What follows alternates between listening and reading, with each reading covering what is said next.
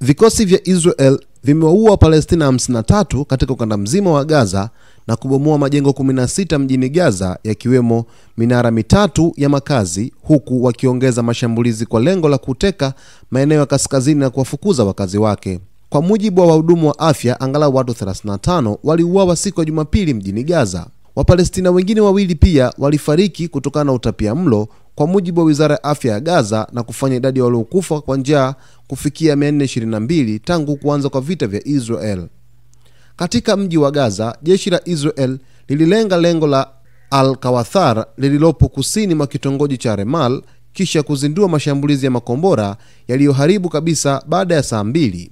Mashambulizi haya makali yamesababisha makumi ya maelfu ya watu kukimbia makazi yao.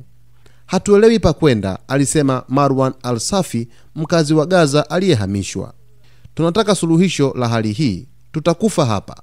Ofisi ya habari ya serikali ya Gaza ililaani kile ilichokiita ubombaji wa kimfumo unaofanywa na Israel dhidi ya majengo ya kiraia, ikisema kuwa lengo kuu ni mauaji ya kimbari na uhamishaji wa lazima. Katika taarifa yake, ofisi hiyo ilisema kuwa ingawa Israel inadai inalenga makundi yenye silaha, hali halisi uwanjani zinathibitisha bila shaka kuwa jeshi la Israel linabomoa mashule, misikiti, hospitali na vituo vya afya, na pia linaangamiza miji, majengo ya makazi, mahema na hata makao makuu ya taasisi mbalimbali zikiwemo mashirika ya misaada ya kimataifa. Uhalisia katika ukanda wa Gaza, hali sio nzuri sana hivi sasa kufuatia mashambulizi ambayo jeshi la Israel linazidi kuweza kuyatekeleza, likitaka kuwahamisha kabisa raia wa Gaza na kuweza kuichukua Gaza kwa 100%.